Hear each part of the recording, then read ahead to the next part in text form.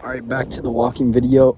I didn't really feel like doing an anime video for this because it just didn't make sense because I got a lot to talk about, and I don't really feel like showing my face in this video because it's kind of windy out and I'm tired.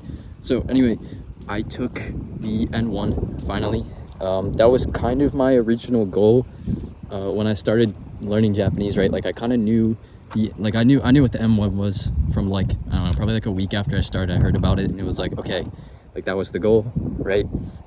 If I can pass N1, it's like, and I came to kind of realize that that's kind of like a very like standard goal that people have. It's like, it's not like super tangible, I guess, because it's like you can pass N1, but like, I don't know, I guess not be like fluent. Like you could still like not really be able to like talk to people very well. So it's like the end game is not like, it's beautiful. The end game was never to just like pass N1 and then be done with Japanese. It was always to like, I don't know, I guess I wanted like something where I could, some kind of like measurable form of progress. And it's like, you know, what better way than to like take the M1. But it's not like I didn't really need it for like a job or something, because I'm not moving to Japan yet, so I didn't actually, you know, even if I don't pass. But anyway, enough about that. I'm gonna talk about the actual test now. So I don't get the result back for, I think, like until February about. But yeah, I probably did not pass. And why I think so is it's just a very like hard test. Right? It's very long. It's like 2 hours straight of reading. Gosh, it's cold. 2 hours straight of reading, and then you have like that 1 hour listening section. But basically, right? And so I was doing like all the practice tests. I went in, and there's like 3 sections. So the first part, the like language knowledge section, like knowing all the readings of like the kanji, knowing like they'll give you a sentence and then you like fill in the blank, and it's like you put in some like grammar pattern or something, and then what else, just like that kind of thing. It's like word order, like they'll give you like 4 words and there's like a star in a blank, and you have to determine like which word goes in it. So that was like not very hard, I felt like, and that was what I like spent the most time kind of preparing on. Sorry if my like voice is a little shaky, it's like really cold. But that was like what I spent the most time preparing for, was kind of this section. And then also the dokai section, the like reading comprehension. So that was where things kind of started to like go down a bit, because basically you get to the dokai section and it's like you just read all these like academic texts and stuff, all these like research papers. Like there's one about lions, like mothers like protecting their lions for like a month after they're born, something like that. And look at this guy. But after probably halfway through the dokai section, so I finished the you get 2 hours to do the language knowledge plus the dokai. It's like 110 minutes, like basically 2 hours. And I had like a stopwatch because you're supposed to bring that to like time it. So I finished the entire first section, the like language knowledge, in like 25 minutes because I wanted to give myself enough time to do the dokai, right? Jeez, it's really cool. But basically I got to the dokai section, and it was going good at first. It was like the stuff I like practice for, basically, because I was using like the Shinkansen book a bit.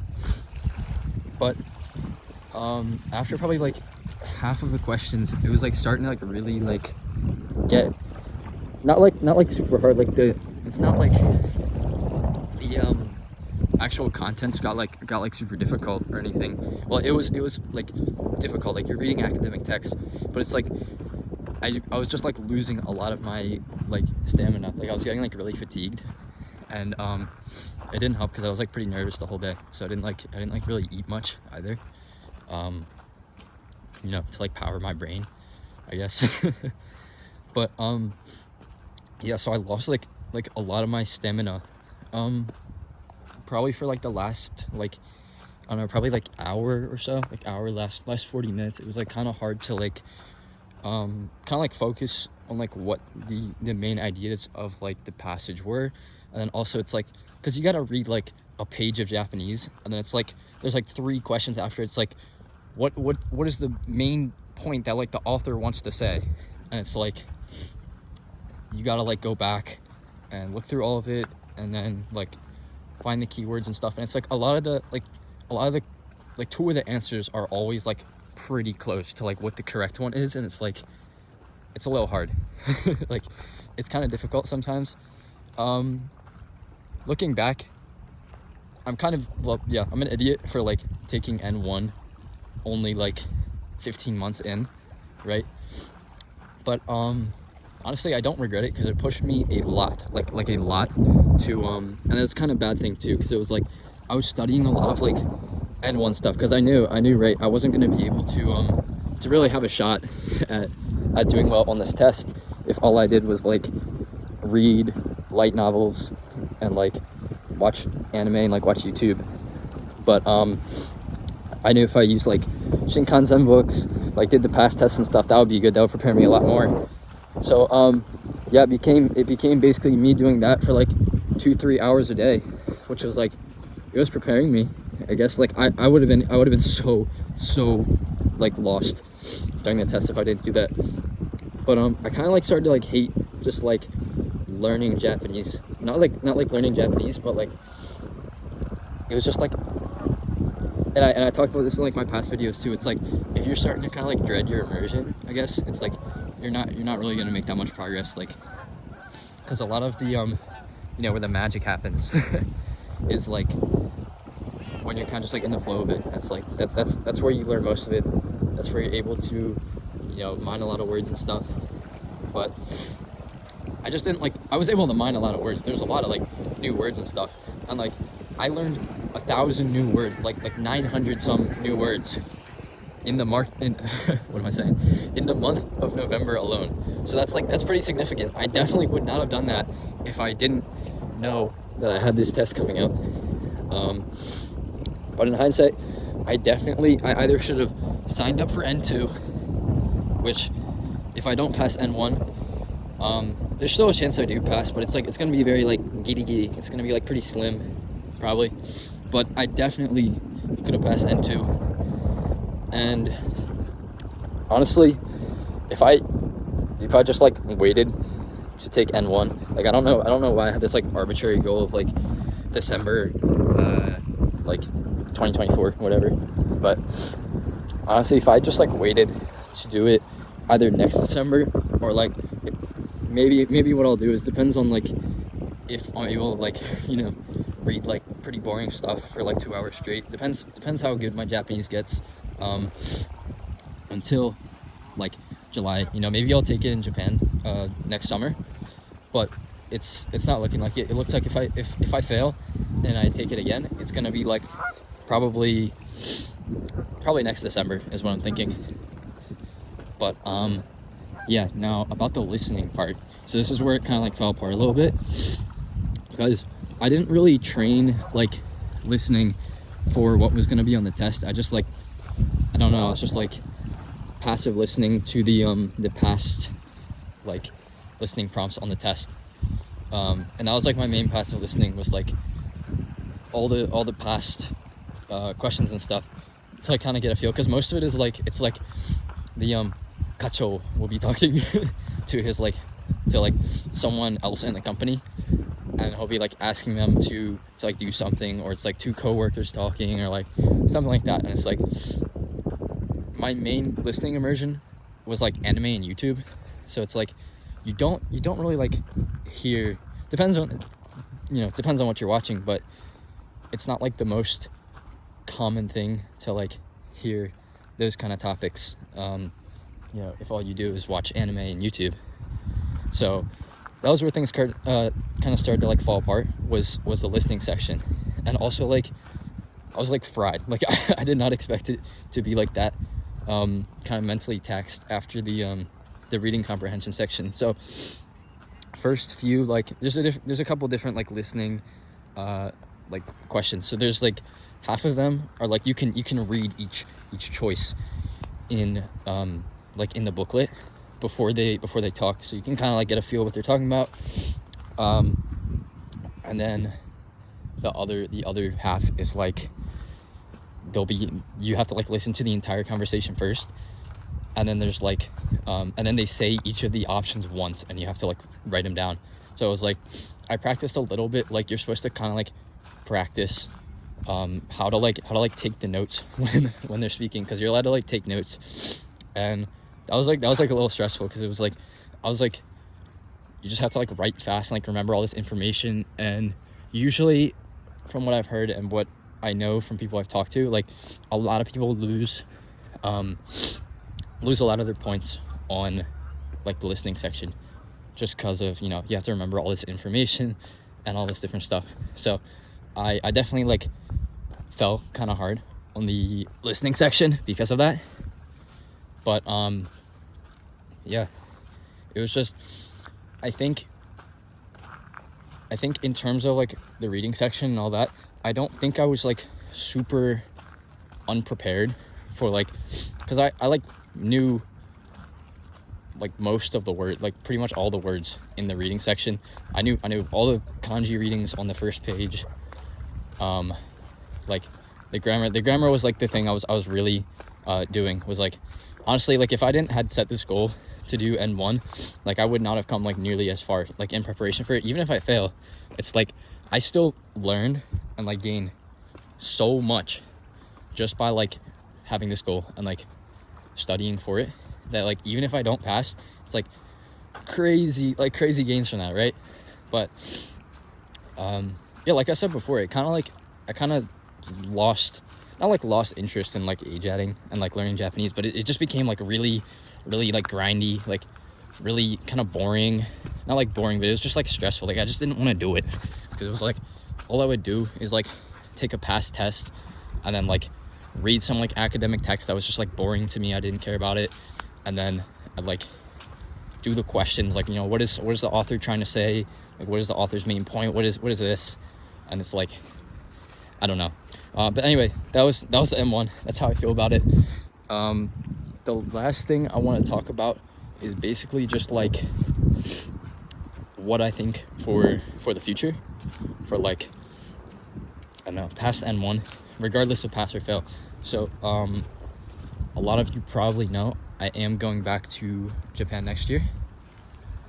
I'll probably be there for like 2 months, just kind of going around. But I don't know, last year, like when I left Japan in like July, I was just kind of feeling like I could talk to people, and my Japanese, like looking back, it was just like awful. It was just like my output was awful. Like I could understand like so much before I went to Japan, but my output was like awful, because I wasn't like at the output stage. I never trained it either. And it's like, I know on my channel I talk all about like how like output bad, like only input. And it's like, yeah, that's like true to an extent. It's like you shouldn't be learning from outputting, right? You don't like output first and learn from that. It's like there's just no point in that, because it's like you need to know what the other person's saying too. But like there comes a point where it's like, okay, you gotta just like start outputting and like figuring out how all that stuff kind of works. But like especially depending on how well you think you want to speak to, like if you don't care about like pitch, accent and all that stuff, then whatever. But yeah, but in terms of like everyday use, because if you really think about like the end game of like all this, it's like, to like speak and understand Japanese. But if you can understand like visual novels, like light novels, these like kind of advanced like texts and stuff talking about complex ideas, granted, like my brain got kind of fried after like 30 minutes of like purely reading that. But it's like, yeah, like if I sat down and I had time and it was like I wanted to, whatever, I could understand it. But once you kind of like get to a certain point, and I have a lot, like I have a lot more to go. Like I'm not gonna like start outputting, but it's like my goal for the next, like 6 months I have until I go back to Japan, is just to really stack up the kind of like listening hours. Like I'm probably just gonna like only watch YouTube. I don't know, I don't have like a ton of interest in like anime right now, but yeah, probably just like a lot of YouTube, and then in return that's gonna like help my output ability. especially in like every day, because I don't know, next year I kind of just want to, you know, be able to, like, there were a lot of things that I just like couldn't say, because it's like I don't want to say something for it to be wrong. It's like, that's just, I bet a lot of people like don't care about that, but like for me it's just like I don't want to say something that I know is wrong. Like I don't want to have to like make up my own language to explain a topic that like an idea that I'm thinking of, right? It would just be like way easier if I had immersed, you know, actually done the work and then known how to talk about that correctly, like how Japanese people actually talk about that topic. So that's kind of why I think too that like there's just not really a point in like forcing output, because it's like if you don't know how to say what you don't know how to say, then you shouldn't be outputting. It's like, okay, how do you learn how to say that then? It's like just, you know, you need more input. It's like after a while, it just, you know, you get a lot of input, it kind of trickles down into like output. But yeah, you know, it takes a lot of time. Like if you're thinking that you want to take N1 or something, my thing would be to say is you really gotta know like your level, I guess. And really, if you're like starting AJAT, because I know a lot of people who like watch this channel, they're not like, they didn't like start AJATing. Like the thing with me is when I started learning Japanese, it was like I knew what AJAT was before I started learning Japanese, because I'd like heard people talk about it, and I was like learning other languages before, so I like kind of knew what it was. And then I knew like, okay, that's the way to learn Japanese, like AJAT, whatever. So I researched that before I started, and then I was like always on AJAT the entire time I was learning Japanese. But I know for a lot of other people that's like not the case. Like maybe they learned in like school or like Genki textbook or whatever. But I'd say if you haven't been like immersing like a lot, like at least like 3 hours a day for like a solid 2 years, don't take it. Like just don't take it. And if you really don't need it, then don't take it either. But I feel like a lot like freer now, because I don't have to like, you know, I don't have to like mine 40 like academic terms that I don't like care about, right? It's like something I'm never like gonna talk about probably, or like just things I don't care about. But yeah, so if you watched all the way to this point, you're either someone who is in my Discord server, you guys are great, I love you guys, or you're a real one. So yeah, if you're thinking anything about this, comment it. I usually reply to comments. And yep, それじゃまたね。